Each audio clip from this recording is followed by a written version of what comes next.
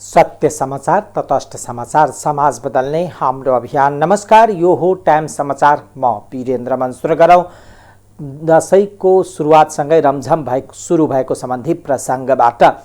जनकपुर धामको प्रसिद्ध दशैं सुरु भएसँगै जनकपुरमा रौनकता छाएको छ। दशैं आउन 2 महिना अघिदेखि नै तयारी यहाँका क्लबहरू जुट्ने गर्छन्। नेपालीको महान पर्व बडा दशैं बिहिबारदेखि सुरु भएको छ। प्रत्येक वर्ष आश्विन शुक्ल प्रतिपदादेखि सुरु हुने यो पर्व आश्विन शुक्ल पूर्णिमासम्म 15 दिन धुमधामका साथ मनाउने गरिन्छ। बडा दशैंको पहिलो दिन बिहिबार घर घरमा विधिपूर्वक दियो, कलश र गणेश स्थापना सहित स्थापना गरिन्छ। पूजा कोठा वा दशैं घरमा वैदिक विधिपूर्वक शक्तिको अधिष्ठात्री देवी दुर्गाको आवाहन गरी पूजा आरम्भ हुन्छ। बिहिबार बिहानै नित्य क्रम समाप्त गरी नजिकको नदी वा चोखो स्थलबाट बालुवा वा माटो ल्याई गाईको गोबरले लिपपोत गरिएको पूजा कोठा अथवा दशैं घरमा विधिपूर्वक राखेर त्यसमाथि यव अर्थात् जौ रोप्ने गरिन्छ। यस कार्यलाई जमरा राख्ने पनि भनिन्छ। यव अंकुरित दुर्गा देवीको प्रिय वस्तु भएकोले यव रोपन गरी दुर्गालाई चढाए विजयादशमीको दिन टीका प्रसादसितै समृद्धिको प्रतीक पहिलो जमरा पनि ग्रहण गरिन्छ। बिहिबारको दिन विधिपूर्वक घट अर्थात् घडा स्थापना गरी त्यही घडामाथि शक्ति स्वरूपा दुर्गाको पूजा आराधना गरिने भएकोले आजको दिनलाई घट स्थापना भन्ने गरिएको हो। बिहिबार स्थापना गरिएको पूर्ण कलशको जलले अभिषेक गरी विजयादशमीका दिनमा दुर्गा देवीको प्रसाद ग्रहण गर्ने गरिन्छ। घट स्थापनाको सायद 11:46 रहेको पञ्चाङ्ग निर्णायक समितिले जनाएको छ।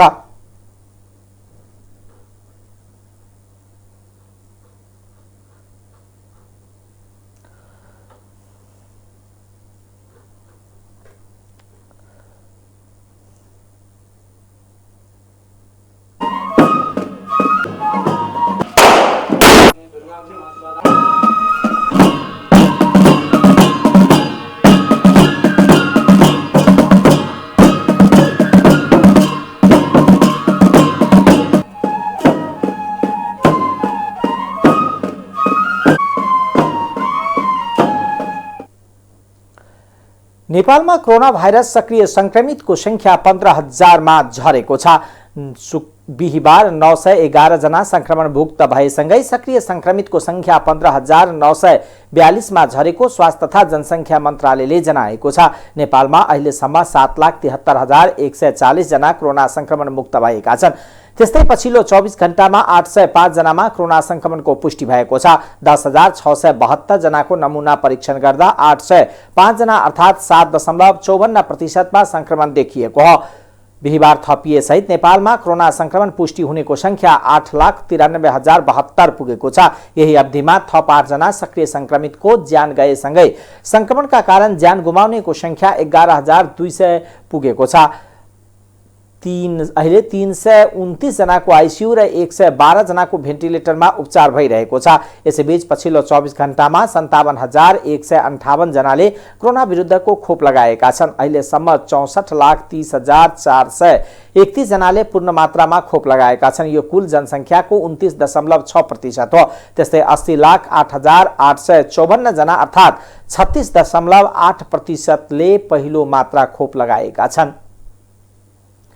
जनकपुर धाम उपमहानगरपालिका वार्ड नम्बर 19 जमुनियाका दलित समुदायका 4 परिवारलाई स्थानीय भोला यादव, अमित कुमार यादव र इन्द्रेश कुमार यादवले घरबाट निस्किने बाटो बाँसको टाटी लगाएर बन्द गरिदिएको छ। विगत 6 वर्ष अगाडि दलित समुदायका अति विपन्न परिवारका समुद्री महाराज, श्रीवती महाराज, सुशीला कुमारी महाराजको परिवारलाई घरबाट बाहिर निस्किन नदिने गरी बाटो बन्द गरिदिएको पीडित दलित समुदायका महिलाहरूले दुखेसो पोखेका छन्। अति विपन्न समुदायका दलित समुदायका 4 परिवारका कुल 23 जना महिला पुरुष लगायतका बालबालिकाहरू घरभित्रै बन्दी भएर बस्न बाध्य भएका छन्। सर हमरा सबके समस्या ई है सर भोरे से गेलिए गांव में कहलिए अभी तक घर ना सब निकबै पोतबै हम सब बात करब सर अली त टाटा बीचे देहरी पर लगा देल के बालो बच्चा अभी तक भूखले है। सर हमर घर भेली जमुनिया 19 नंबर वार्ड। हमर नाम सुशीला कुमारी महाराज। 8 बजे से नाथ कहने 8 बजे बोला यादव के जगह न है कई दने बदले न कहने जो यादव तो वही दने बाटो दे नहीं बोलू हमरा बोलू तू दे ओकरा बोलू तोरा हम दे छे ओतना के अथी ने जोगला रानी लगा देले जाफरी टाप लगा देले कठेरा कर देने गेट पे लगा के लगा देने बांस के जाफरी बिन बांस के जाफरी ये ने जाके ये ने खराब भेल छी हम बालो बच्चा जदी खाय त कदी भूख टाप पर सटता है त मारता है कदी टाप तोरी धिया पुता कोई मार जदी बाल बच्चा कोई दके जाते असर गरीब छुआ से लड़बो करबै त जितबै ना जितबै ना ये त बात सुनता है तो घर जाके रात बिरात कोनो दुश्मनी चढ़ करता है घर को चाप के रहता है मारता है पीटता है कई घरे ओकरा खोजबी कई घरे सर आके खोजबी। विगत 6 वर्षदेखि आवत जावत गर्दै आइरहेको बाटो एक्कासी बन्द गरिदिएपछि समस्या भएको उनीहरूको कथन छ। पीडित महिलाहरूले सरकारवाला र सम्बन्धित निकायलाई समस्या समाधान गरिदिन आग्रह गरेको छ।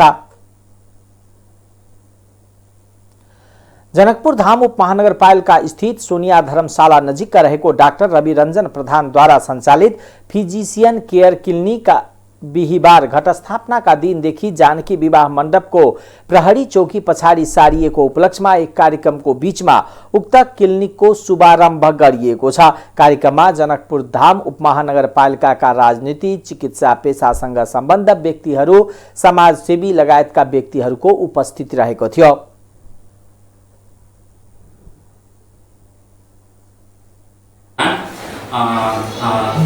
कंसल्टेंट फिजिशियन हाल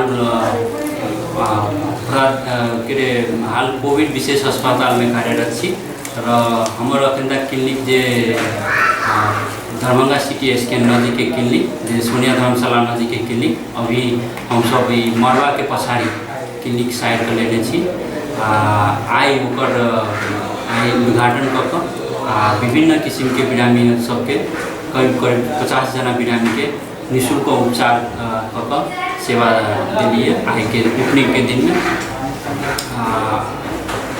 हम सब फिजिशियन केयर क्लिनिक में फिजिशियन से रिलेटेड जो समस्या सब जना मुटु रोग थायराइड रोग चीनी रोग श्वास प्रश्वास के समस्या निमोनिया कलेजो संबंधी समस्या तथा मृगौला संबंधी समस्या किडनी संबंधी समस्या तथा नशा अथवा माइग्रेन अथवा पैरालाइसिस संबंधी समस्या सबके उपचार आ सेवा दे रहल छी। ये जनकपुर में ये सेवा सब दे रहल छी से क्लिनिकको शुभारम्भको पहिलो दिन बिहिबार दिनभरि निःशुल्क बिरामी जाँच सेवा सञ्चालन गरिएकोमा बिहान 12 बजेसम्म 50 जना भन्दा बढीले जाँच गराएर लाभान्वित भएको डाक्टर प्रधानले जानकारी दिनुभयो। महोत्तरीमा अज्ञात समूहले 90 वर्षीय वृद्धालाई घरमा सुतिरहेको अवस्थामा पिस्तोल देखाई लुटपाट गरेको छ। जलेश्वर नगरपालिका 9 फुलहट्टाका कैलाश सिंहकी आमा मन्दोदरी देवीको शरीरमा गहना 4 जनाको समूहमा आएका लुटेराले लुटेको प्रहरीले जनाएको छ। कैलाशकी आमा घरमा एक्लै रहेको मौका छोपी बिहिबार बिहान करिब 2 बजे लुटेरा समूह घरमा प्रवेश गरेको हो। कैलाश झापामा भेटनरीको अस्पतालका चिकित्सकको रूपमा कार्यरत छन्। सो समूहले प्रकौली स्थित जानकी परीक्षण माध्यमिक विद्यालयका प्रधानाध्यापक तथा कैलाशका दाजु निर्मल सिंहको घरमा समेत चोरी गरेको बताइएको छ। निर्मलको पर्समा भएको नगद चोरी गरी सो समूह कैलाशको घरमा प्रवेश गरेको थियो। वृद्धाको कञ्चटमा पिस्तोल देखाएर घाँटी समेत थिची हल्ला गरे ज्यान मार्ने धम्की दिएको जिल्ला प्रहरी कार्यालय महोत्तरीले जनाएको छ। सो समूहले गरगहना सहित घरमा रहेका अन्य सामानहरू पनि लगेको बताइएको छ। प्रहरीले घटनास्थल पुगेर मुचुल्का उठाइसकेको र आशंकित व्यक्तिहरूको खोजबिन भइरहेको जिल्ला प्रहरी कार्यालय महोत्तरीका एसपी दिनेश आचार्यले बताउनुभयो। सप्तरीको हनुमाननगर कंकालनी नगरपालिकाले औषधि खरिदमा अनियमितता गरेको पाइएको छ। महालेखा परीक्षकको वार्षिक प्रतिवेदन 2078 अनुसार सार्वजनिक खरिद नियमावली विपरीत हुने गरी औषधि खरिद गरेको पाइएको हो। नगरपालिकाले 39,89,256 रुपियाँको औषधि नियमक विपरीत खरिद गरेको महालेखाको वार्षिक प्रतिवेदनमा उल्लेख छ। सार्वजनिक खरिद नियमावली 2074 को नियम 85 उपनियम 1(9) मा 20 लाख रुपियाँको औषधिजन्य माल सामान उत्पादकले राष्ट्रिय स्तरको पत्रिकामा सूचना प्रकाशन गरी तोकेको बिक्री मूल्यमा सोझै खरिद गर्न सक्ने व्यवस्था छ। तर नगरपालिकाले सोही बमोजिम नगरी अनियमितता गरेको पाइएको छ। नगरपालिकाको खरिद गरेको उक्त औषधि कुन उत्पादन कम्पनीबाट किनिएको हो त्यसबारे केही खुलाइएको छैन। त्यस्तै आपूर्ति भएका औषधि विश्व स्वास्थ्य संगठनबाट प्रमाणित हुनुपर्ने स्वास्थ्य उत्पादन मिति, ब्याज नम्बर र म्याद समाप्तको मिति उल्लेख गरी सम्बन्धित विषय विज्ञबाट मुजुल्का उठाई नराखेको पाइएको छ। औषधि बिक्री भए नभएको प्रमाण समेत पेश समावेश नभएको महालेखाको प्रतिवेदनमा उल्लेख छ। औषधि खरिद प्रक्रिया कानुन विपरीत हुँदा महालेखाले खरिद, आपूर्ति, दाखिला तथा खर्चको विवरण आदविक नगरी अभिलेख राख्न सुझाएको छ। तोकिएको गुणस्तर अनुसार औषधि प्राप्त भए नभएको यकिन गरी हस्तान्तरण गरी खरिद गरेको औषधिको विवरण खुल्ने गरी राख्न तथा आर्थिक वर्ष अन्त्यमा बाँकी रहेका औषधिको जिन्सी व्यवस्थित गर्नेतर्फ ध्यान दिन नगरपालिकालाई निर्देशन गरिएको छ। मुलुकको आर्थिक राजधानी भनेर चिनिएको वीरगञ्जमा आगामी कार्तिक 5 गतेदेखि पहिलो पटक नेपाली महिला उद्यमी राष्ट्रिय सम्मेलन आयोजना गर्ने तयारी गरिएको छ। नेपाल युवा उद्यमी मञ्च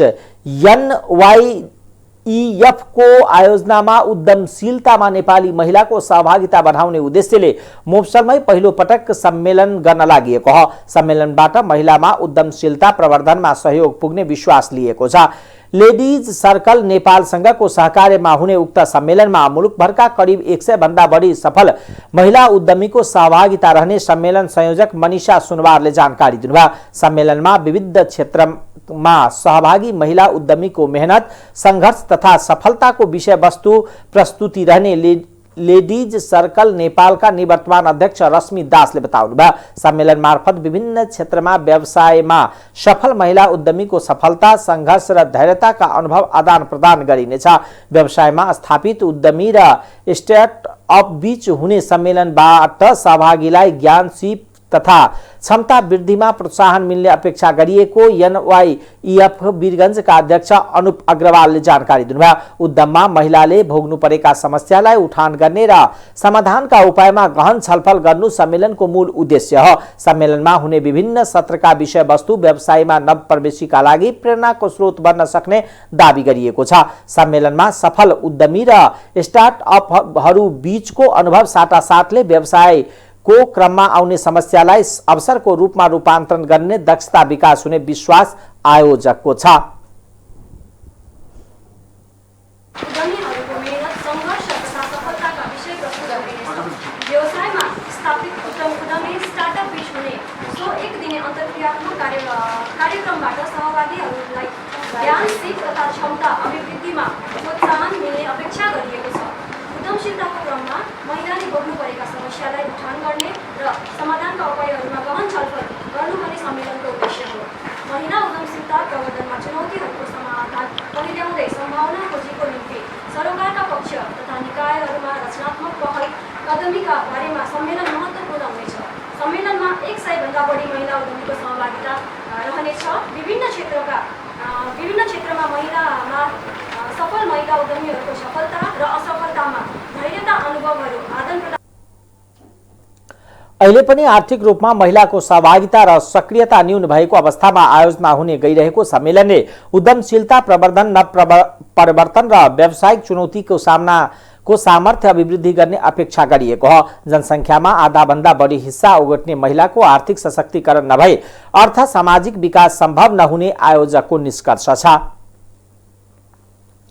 कपिलवस्तुको कृष्णनगर नगरपालिकामा झाडा पखालाका 60 जना नयाँ बिरामी थपिएका छन्। पछिल्लो 5 दिन अघिदेखि सुरु भएको झाडा पखालाको प्रकोपमा बिहिबार 60 जना थपिएका हुन्। उनीहरूलाई स्थानीय अस्पताल र विद्यालयमा राखेर उपचार भइरहेको छ। बिरामी मध्ये 2 जनालाई स्थानीय शिवराज अस्पतालमा उपचार सम्भव नभएपछि सदरमुकाम अस्पतालमा रेफर गरिएको छ। 86 जनालाई भने अस्पतालबाट डिस्चार्ज गरिएको अस्पताल प्रशासनले जनाएको छ। 35 शैय्याको अस्पतालमा अहिले 82 जनाको उपचार भइरहेको छ। शैय्या अभाव भएपछि बाँकीलाई भुइँमा राखेर उपचार गराइएको छ। बिमारी थियौँ चाहिँ बाउछोरी बिमारी छन्, धेरै जसो मान्छे बिमारी छन्, आइरहेको छ। दबाई औषधि भइरहेको छ यो हस्पिटलमा, राम्रोसँग उपचार भइरहेको छ, सबै चाहिँ राम्रो छ, उपचारमा चाहिँ फाइदा पनि भइरहेको छ। कल यहाँ भरना रहे हैं, दूसरे कल यहाँ दवाई करा गए, आज 4 दिन कराओ गया दवाई, क्या बोले 12 बजे रात को लावा गया है, दवाई करावा गया है, अब कल यहाँ 3 बजे रात को लावा गया है, कल बुढ़ी करावा गया दवाई, और नातिन का पतोह का सबका दवाई करावा गया, घर में 10 महीने का दवाई करावा गया, 2 रोज के बीच में। कृष्णनगरमा अहिलेसम्म झारा पखालाबाट 500 भन्दा धेरै बिरामी परेका छन् भने 2 जनाको मृत्यु भइसकेको छ। कपिलवस्तुको कृष्णनगरमा फैलिएको झारा पखाला र पानीजन्य प्रकोप बारे अध्ययन गर्न स्वास्थ्य तथा जनसंख्या मन्त्रालयले चिकित्सक टोली पठाएको छ।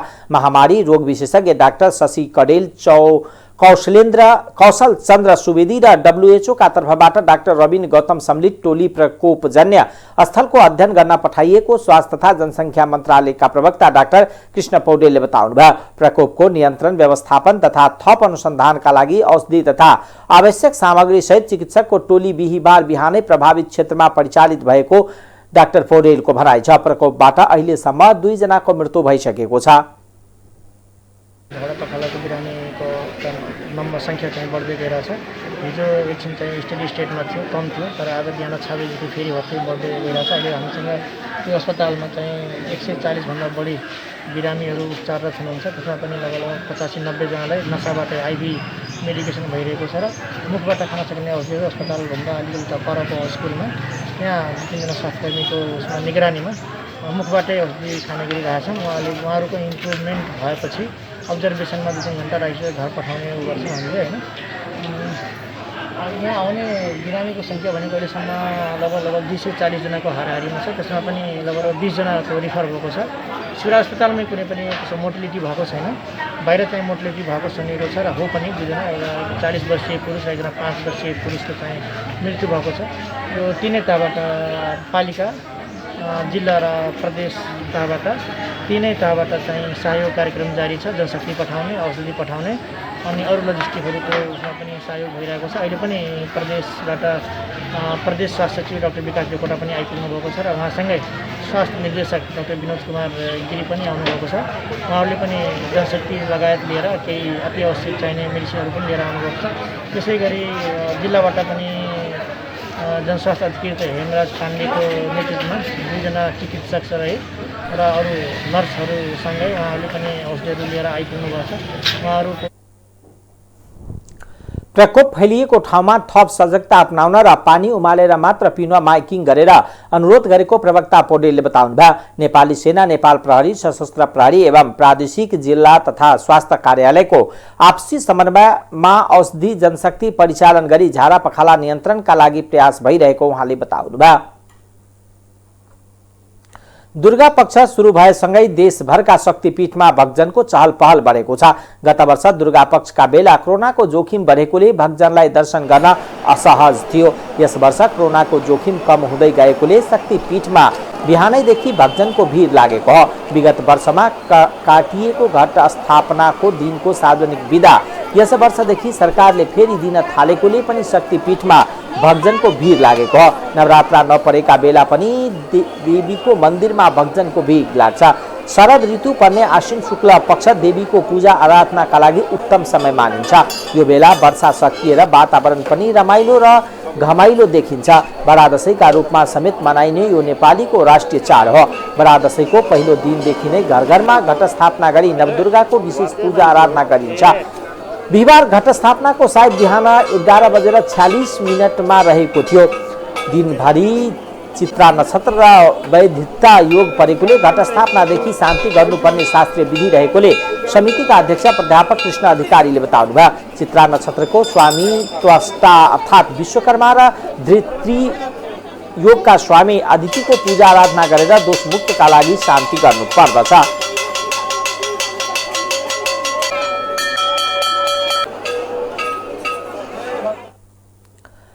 काठमाडौँ शहर कंक्रिटको जंगल हो। शहरको केन्द्र भागमा बसोबास गर्ने घरबेटी र डेरावालाहरूको लागि जमरा राख्ने माटो पाउन मुस्किल छ।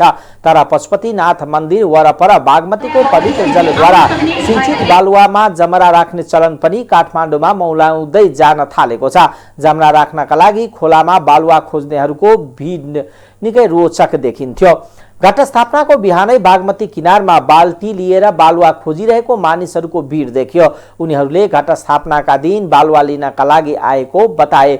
बालुवामा जमरा राख्दा राम्रोसँग उम्रिने उनीहरूले सुनाए। बागमती नदीको जल पवित्र मानिने हुनाले यहाँको बालुवामा जमरा राख्दा शुभ हुने उनीहरूको प्रतिक्रिया छ।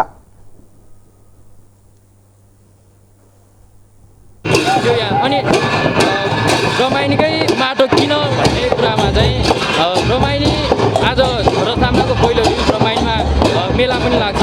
यो रमाइनी मेला यहाँबाट सुरु हुन्छ र भोलि महेश्वरी कुमारी हुँदै सकिन जान्छ। यो 9वटा शक्तिपीठहरू दशमीसम्म चल्ने भयो।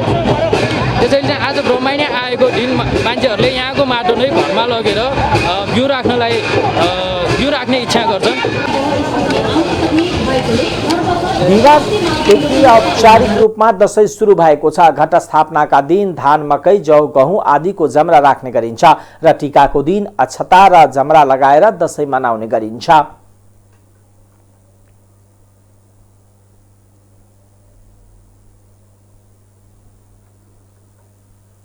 सत्ता गठबन्धनले बिहिबार पनि मन्त्री परिषद विस्तारबारे टुङ्गो लगाउन सकेन। बैठकमा दलहरू बीचमा मन्त्री परिषद विस्तारबारे सहमति जुट्न नसकेको स्रोतले बताएको छ। मन्त्रालय भागबण्डामा कुरो नमिलेपछि बिहिबार पनि मन्त्री परिषदले पूर्णता पाउन सकेन। बिहिबार बिहान भएको एक कार्यक्रममा नेकपा माओवादी केन्द्रका अध्यक्ष पुष्पकमल दाहाल प्रचण्डले बेलुकासम्म मन्त्रीहरूको शपथ हुने बताएका थिए। यद्यपि दलहरू बीचमा सहमति जुट्न नसकेपछि मन्त्री परिषद विस्तारको प्रक्रिया लम्बिएको छ।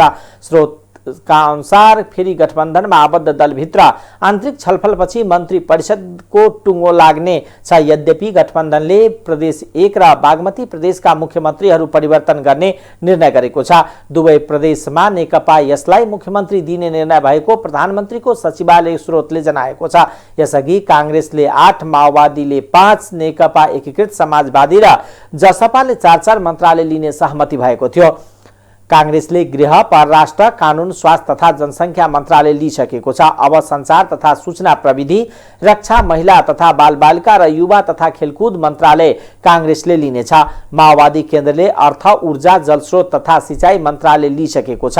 माओवादीको भागमा शिक्षा तथा विज्ञान प्रविधि, खानेपानी, भूमि व्यवस्था तथा सहकारी मन्त्रालय लिनेछ। त्यस्तै यसले उद्योग, वाणिज्य तथा आपूर्ति, शहरी विकास, श्रम रोजगार तथा सामाजिक सुरक्षा र संस्कृति, पर्यटन तथा नागरिक उड्डयन मन्त्रालय पाउने भएको छ। जसपाले भौतिक पूर्वाधार, संघीय मामिला तथा सामान्य प्रशासन, वन तथा वातावरण र कृषि तथा पशुपक्षी मन्त्रालय पाइसकेको छ। कांग्रेस, माओवादी केन्द्र र नेकपा यसले एक राज्य मन्त्री पाउने सहमति भएको छ। गठबन्धन बीच जसपालाई उपसभामुख दिने सहमति समेत भएको छ। माओवादी केन्द्रले आफ्नो भागमा परेका मन्त्रीको नाम टुङ्गो लगाएको छ। त्यस्तै नेकपा एकीकृत समाजवादीले पार्टी अध्यक्ष माधव कुमार नेपाललाई मन्त्रीको नाम टुङ्ग्याउने जिम्मा दिएको थियो। नेपाली कांग्रेस, नेकपा यस र जनता समाजवादीबाट को मन्त्री हुने भन्ने अझै टुङ्गो लागेको छैन। सत्ता साझेदार दल नेकपा एकीकृत समाजवादीका अध्यक्ष माधव कुमार नेपालले प्रमुख प्रतिपक्षी दल नेकपा एमाले वैचारिक विचलनको दिशामा रहेको आरोप लगाउनु भएको छ। बिहिबार नेकपा एमाले परित्याग गरी नेकपा यस प्रवेश गर्नुभएका भानुभक्त जोशीलाई पार्टीमा स्वागत गर्नुहुँदै अध्यक्ष नेपालले एमाले पतनको दिशामा अघि बढेको र पार्टीलाई ठीक ठाउँमा ल्याउन नसकिने निष्कर्षमा पुगेपछि जोशी लगायत थुप्रै नेता कार्यकर्ताहरू क्रान्तिकारी धारको पार्टी नेकपा यसमा प्रवेश गर्नुभएको धारणा राख्नुभयो। उहाँले एमाले अध्यक्ष केपी शर्मा ओलीले पार्टीमा लामो समय चलेको अन्तरसङ्घर्षको सामना गर्न आँट नगरेर केन्द्रीय कमिटी नै विघटन गर्नुभएको नेपालले बताउनुभयो। त्यो नयाँ यात्रामा सबैभन्दा पहिलो अवरोध केपी ओली गुटले सिर्जना गर्नेछन्। उनीहरूले विभिन्न ठाउँमा भ्रमहरू पैदा गरिरहेका हुनाले भ्रमलाई चिर्नुपर्ने हुन्छ। त्यो भ्रमलाई चिर्नुपर्ने, अवरोधलाई पन्छाउनु पर्ने र पार्टी पंक्तिमा कम्युनिस्ट आन्दोलनको पङ्क्तिमा र नेकपा एमालेको भ्रममा बसिरहेको त्यो पङ्क्तिमा सत्य तथ्य कुराहरू जानकारी गराउनु पर्ने। केपी ओली किन सबै हिसाबले कम्युनिस्ट आदर्शबाट आन्दोलनबाट च्युत भइसकेका छन्। अब सम्पूर्ण रूपमा च्युत भएको औपचारिक रूपमा त्यो दिन हेर्न मात्रै बाँकी छ। हामी पहिलेदेखि नै यो निष्कर्षमा पुगिरहेकै थियौँ, केपी ओलीलाई सुधार्न सकिँदैन भन्ने निष्कर्षमा पुगेका थियौँ। यस्ता स्थितिमा रमाउन थालेको यी सबै कुराले गर्दाखेरि त्यहाँ निकै ठुलो अन्तरसङ्घर्ष लामो समयसम्म चलिरहेको थियो। त्यहाँ छलफल परामर्श नामको कुनै पनि चिज पनि छैन। त्यो एउटा व्यक्तिको प्राइभेट लिमिटेड कम्पनीको रूपमा रूपान्तरित हुन थालेको छ। समस्या समाधान गर्ने पार्टीलाई एकताबद्ध बनाउन कार्यदल गठन भई 10 बुँदे सहमति समेत भयो। तर हाल आएर 10 बुँदे सहमति तथा अन्तर पार्टी निर्देशन 12 का निर्णय समेत कार्यान्वयन नगरिँदा पार्टीका आम नेता कार्यकर्ताको मन भाँचिएको छ। पार्टी एकताका लागि कोसेढुङ्गाको रूपमा रहेको 10 बुँदे सहमति अपानी 12 को कार्यान्वयन नगर्ने, पार्टीमा फेरि पनि आग्रह पूर्वाग्रहको अवस्था यथावतै रहेको महसुस भएकोले केन्द्रीय कमिटीको सदस्य पदबाट राजीनामा गरेको छु र म आजैदेखि नेकपा नेपाल कम्युनिस्ट पार्टी एकीकृत समाजवादीमा समावेश भएको छु। म भानुभक्त जोशी, केन्द्रीय कमिटी सदस्य, नेकपा एमाले, मैले आजैदेखि यो सार्वजनिक गरेँ। नेकपा यस जनताको बहुदलीय जनवादलाई आत्मसात गर्दै नेपाली विशिष्टतामा आधारित समाजवादको लक्ष्य प्राप्त गर्न क्रान्तिकारी धारको कम्युनिस्ट पार्टीको रूपमा अगाडि बढाइने नेपालको भनाइ छ। काठमाडौँको वानेश्वरी स्थित एक होटलमा जोशीलाई पार्टी प्रवेशको कार्यक्रम आयोजना गरिएको थियो।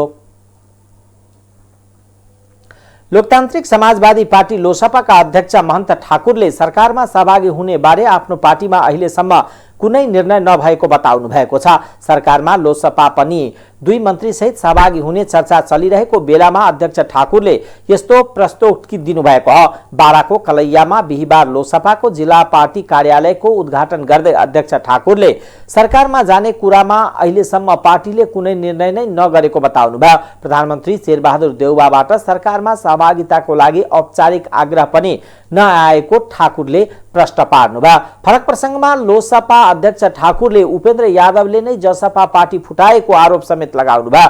उपेन्द्रले पार्टीको विवाद निर्वाचन आयोगमा लगेर जसपा फुटाएको ठाकुरको तर्क छ। कार्यक्रममा लोसपाका प्रदेश 2 का संसदीय दलका नेता जितेन्द्र सोनालले प्रदेश 2 का मुख्यमन्त्री लालबाबु राउतको रवैयाका कारण संघीयता नै धरापमा परेको आरोप लगाउनुभयो। प्रदेश 2 का पूर्व मन्त्री समेत रहेका सोनालले मुख्यमन्त्री कार्यालयमा भएको भ्रष्टाचार बारे अख्तियारले छापा मार्दा संहिता कमजोर हुने होइन, बरु मुख्यमन्त्रीको अहिलेको रवैयाले संहिता धरापमा परेको बताउनुभयो। उहाँले मुख्यमन्त्री राउतले मधेस र मधेसी जनताको भावना विपरीत गतिविधि सञ्चालन गरिरहेको आरोप समेत लगाउनुभयो। लोसपाका नेता समेत रहेका जिल्ला समन्वय समिति बाराका प्रमुख नवल किशोर सिंहको अध्यक्षतामा भएको कार्यक्रममा प्रतिनिधि सभा सदस्य इकबाल मिया, लोकतान्त्रिक समाजवादी विद्यार्थी संघ बाराका अध्यक्ष सन्तोष यादव लगायतको पनि सहभागिता थियो।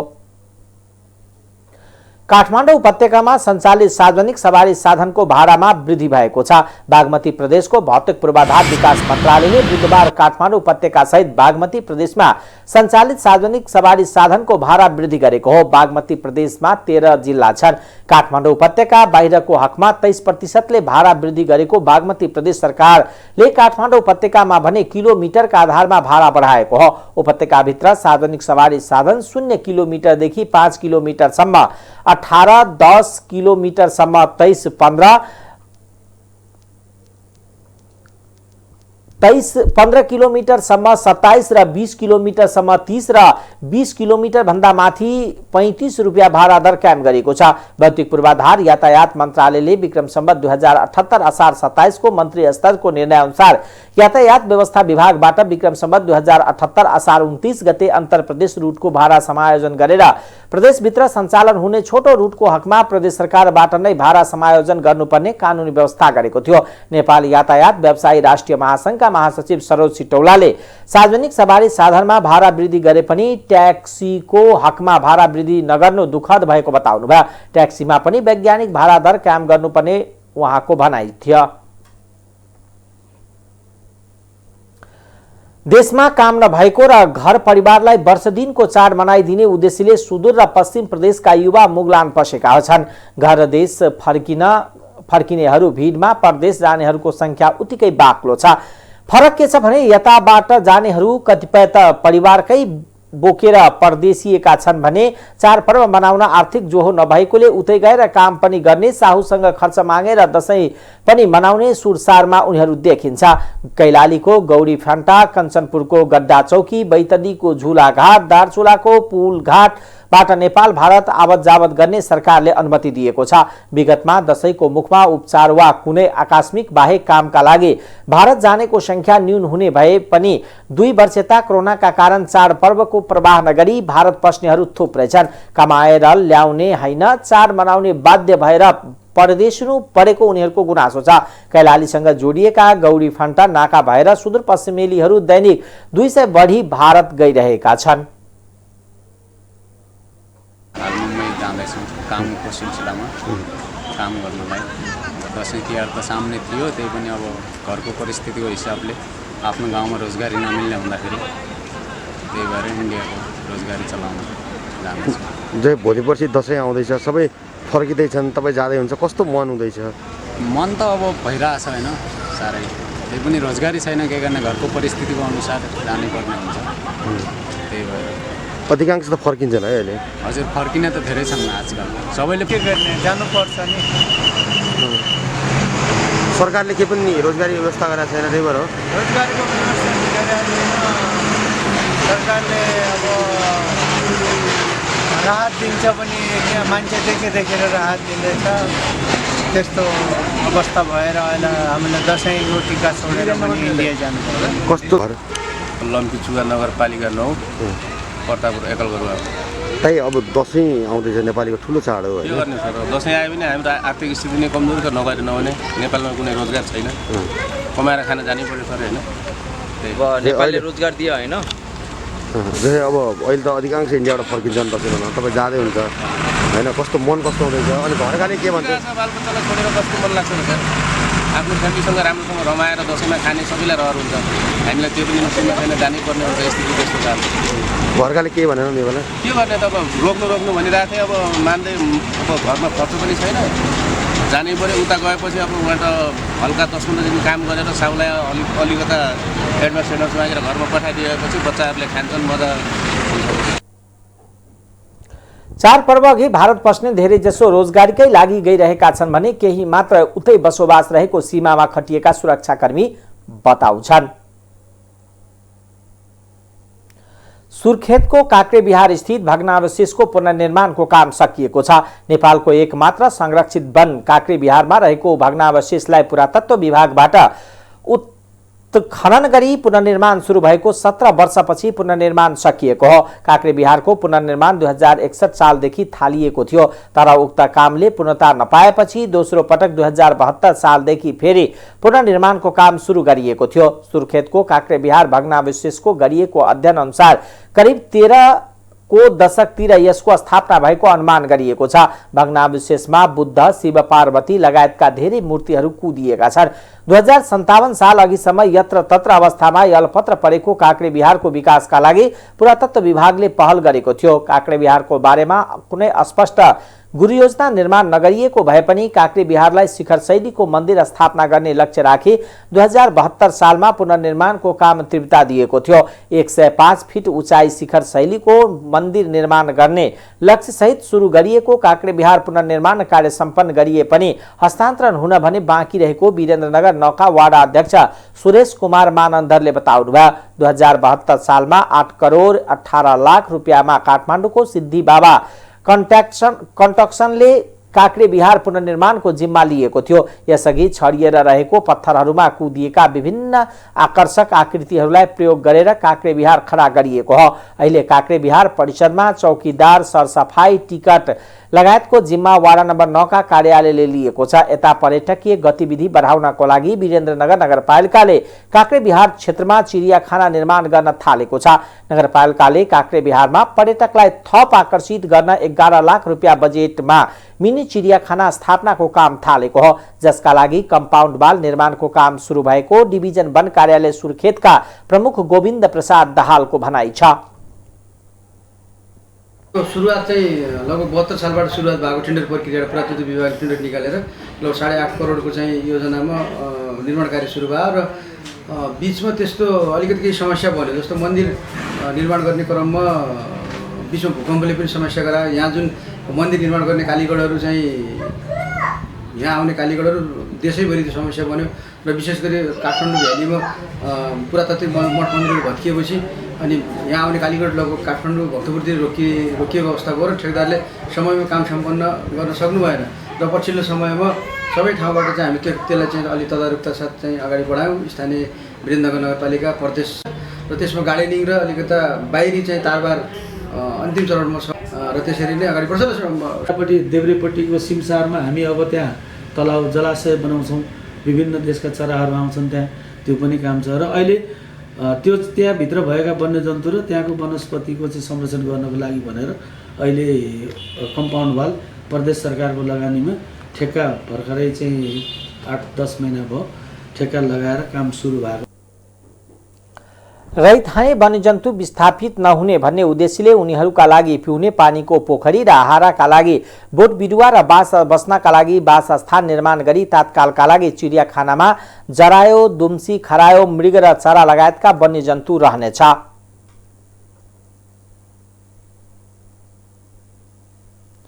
अब आर्थिक समाचार।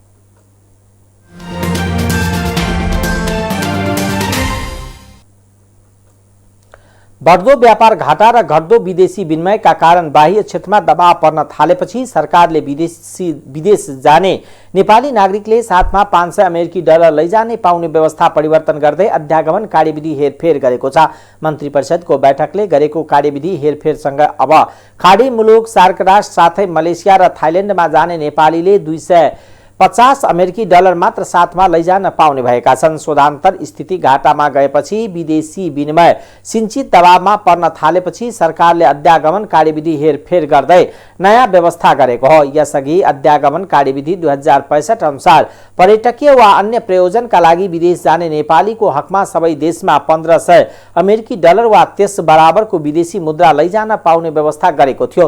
कार्यविधिमा भएको व्यवस्था परिमार्जन गर्दै युरोप, अमेरिका, जापान र कोरिया जाने नेपाली र खाडी मुलुक, सार्क राष्ट्र, मलेसिया र थाइल्याण्ड जाने नेपाली को साथमा लैजान पाउने डलर बारे फरक निर्णय गरिएको छ।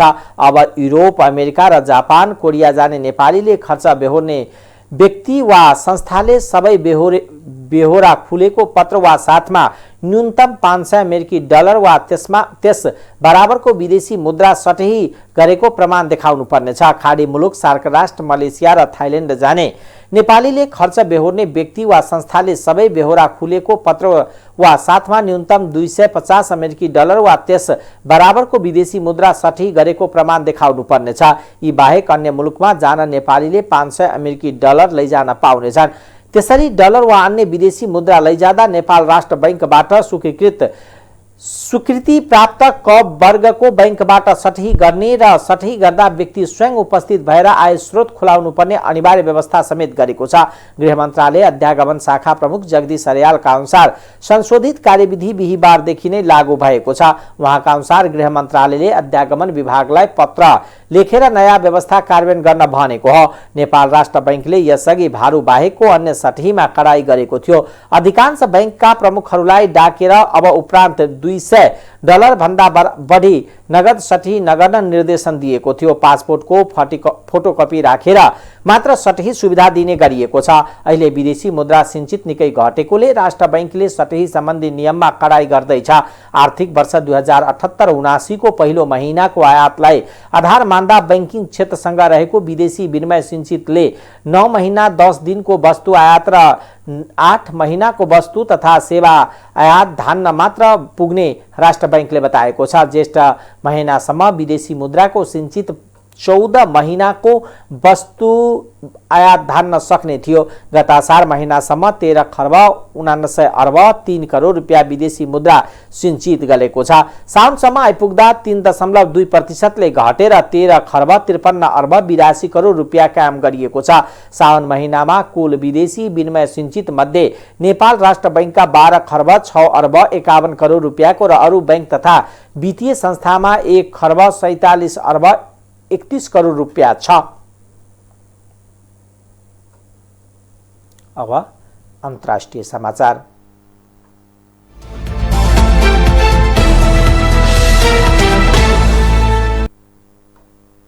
भारतको उत्तर प्रदेशमा यात्रुवाहक बस र ट्रक ठोकिँदा 9 जनाको ज्यान गएको छ। अन्य 27 जना घाइते भएका छन्। यूपीको किसान पथ रिङ रोड स्थित बाराबंगको देवा थाना नजिक बाबुरी गाउँ नजिक बिहीबार बिहान यो दुर्घटना भएको हो। दिल्लीबाट बहराइच जाँदै गरेको यात्रुवाहक बस र विपरीत दिशाबाट आउँदै गरेको ट्रक ठोकिएर दुर्घटना भएको भारतीय सञ्चार माध्यमहरूले जनाएको छ। दुवै गाडी तीव्र गतिको कारण एक आपसमा ठोकिँदा घटनास्थलमै 9 जनाको मृत्यु भएको हो। मृतकहरू बसमा सवार यात्रुहरू रहेको जनाइएको छ। बसमा 70 यात्रु सवार थिए, जसमा 27 जना गम्भीर घाइते भएका छन्। दुर्घटनाको विषयमा अधिकारीहरूले अनुसन्धान गरिरहेको भारतीय प्रहरीले जनाएको छ। पाकिस्तानको बलुचिस्तान प्रान्तमा 5.7 रेक्टर स्केलको भूकम्प गएको छ। बिहीबार बिहान गएको भूकम्पमा कम्तीमा 20 जनाको ज्यान गएको र 200 बढी घाइते भएको त्यहाँका विपद व्यवस्थापन प्राधिकरणका महानिर्देशक नासिर नसिरको भनाइलाई उद्धृत गर्दै रोइटर्सले लेखेको छ। त्यस्तै अमेरिकी भूगर्भ सर्वेक्षणले बलुचिस्तान प्रान्तको क्वेटा शहरदेखि 62 माइल पूर्वी क्षेत्रमा भूकम्पको इपिसेन्टर रहेको र इपिसेन्टरबाट 20 किलोमिटरको क्षेत्रमा बढी असर गरेको जनाएको छ। भूकम्पको धक्काले सरकारी भवन सहित 100 भन्दा बढी कच्ची घर भत्केका छन् भने सयौं बढी नागरिक घरबार विहीन भएका छन्। त्यस्तै जान गुमाउनेमा महिला र बालबालका बढी छन्। क्वेटा क्षेत्रमा 1935 मा 7.7 मेग्निट्युडको भूकम्प जाँदा 30 देखि 60 हजार बीचमा मानिसले ज्यान गुमाएका थिए। यसलाई इतिहासमै दक्षिण एसियामा गएको सबैभन्दा शक्तिशाली भूकम्प मानिन्छ। अफ्रिकी देशमा मलेरिया विरुद्धको खोपले स्वीकृति पाएको छ। धेरै वर्षको प्रयासपछि तयार पारिएको यो खोपको स्वीकृतिसँगै अफ्रिकी देशका बालबालिकाले घातक रोग मलेरिया विरुद्ध खोप लगाउन पाउने भएका छन्। खोपले स्वीकृति पाउनेलाई घातक मलेरिया विरुद्धको अभियानका लागि ऐतिहासिक सफलता मानिएको छ। मलेरियाका कारण विशेष गरी बालबालिका तथा शिशुहरूको ज्यान जाने गरेको छ। धेरै वर्षको प्रयासपछि मलेरिया विरुद्धको खोप तयार भएको हो। यो औषधि विज्ञानमा विश्वमै ठूलो उपलब्धि मध्ये पर्छ। आरटीएस नाम गरेको खोप 6 वर्ष पहिला नै प्रभावकारी प्रमाणित भएको थियो। घाना, केन्या र मालबीमा पाइलट खोप अभियानपछि विश्व स्वास्थ्य संगठनले मलेरिया विरुद्धको खोपलाई स्वीकृति प्रदान गरेको हो। डब्ल्युएचओले खोप सब सहारा अफ्रिकी क्षेत्रसँग मलेरियाको संक्रमण दर उच्चदेखि मध्यम रहेको अरू क्षेत्रमा पनि खोप लगाउने भनेको हो। डब्ल्युएचओका प्रमुख डाक्टर डे रोज एड्रोनोम गेबसोसले मलेरिया विरुद्धको खोप प्रभावकारी भई स्वीकृति हुनु ऐतिहासिक क्षण भएको बताउनु भएको छ। संक्रमित लामो खुट्टाको टोकाइबाट सर्ने मलेरियाले रक्तकोषलाई नोक्सानी गरी व्यक्तिको ज्यानै जाने सक्छ। खोपले मलेरिया परजीवीलाई मार्छ। अहिलेसम्म लामखुट्टेको टोकाइबाट बच्न झुल प्रयोग गर्ने तथा मर्नका लागि विषादी प्रयोग गर्ने सहितको उपाय अपनाइएको छ। मलेरियाका कारण सबैभन्दा धेरै अफ्रिकामा मानवीय क्षति हुने गरेको छ। सन् 2019 मा मलेरियाका कारण अफ्रिकामा 2,60,000 भन्दा धेरै बालबालिकाको ज्यान गएको थियो। विश्वमा हरेक वर्ष 22 करोड 90 लाख मलेरिया संक्रमित हुने गरेका छन्। त्यसमध्ये 94% संक्रमित अफ्रिकामा हुने देखिएको छ। विश्वभर मलेरियाका कारण प्रतिवर्ष 4,09,000 भन्दा बढीको ज्यान जाने गरेको छ। खोपले 10 मध्ये 4 जनामा मलेरियाको संक्रमण रोक्न सक्ने र 10 मध्ये 3 जनामा गम्भीर खालको संक्रमण रोक्ने देखिएको छ। अब खेलकुद समाचार।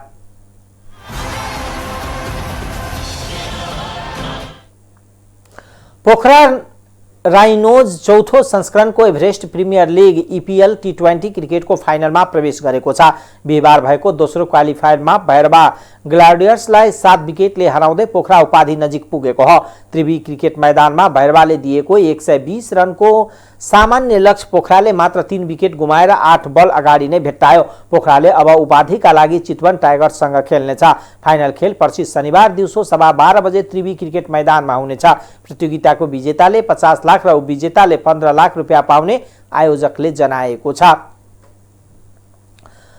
टाइम समाचार अहिलेको लागि यति नै। हेर्दै गर्नुहोला टाइम्स